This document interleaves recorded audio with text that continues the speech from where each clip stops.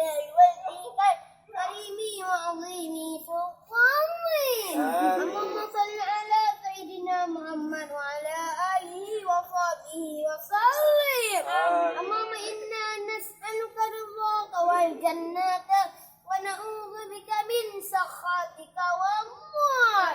اللهم إنك عفو كريم حليم تحب العفو فاعف عنا يا الله يا كريم. ربنا ظلمنا أنفسنا وإن لم تغفر لنا وترحمنا لنكونن من الخاسرين. ربنا لا تزغ قلوبنا بعد إذ هديتنا وهب لنا من لدنك رحمة إنك أنت الوهاب. اللهم اغفر لنا ذنوبنا وذنوب والدينا وارحمهما كما ربيانا صغيرا. اللهم أعنا على ذكرك وشكرك وحسن العبادة.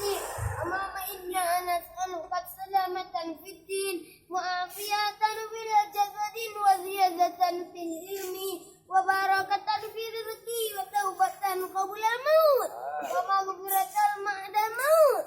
اللهم هون علينا في سكرات الموت والنجاة من النار والعفو عند الحساب. اللهم اجعلنا من العاملين. اللهم اجعلنا من المتقين. اللهم اجعلنا من المخلصين. اللهم اجعلنا من الصابرين. اللهم اجعلنا من الذاكرين.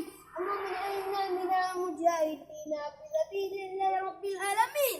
اللهم اجعل آخر كلامنا عند الدعاء أجلنا بقول لا إله إلا الله.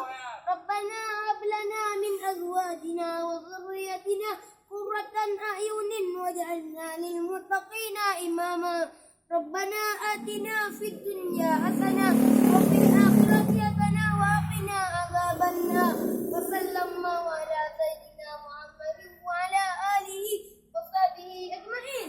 سبحان ربك رب العزة عما يصفون وسلام على المرسلين والحمد لله رب العالمين. Al-Fatihah.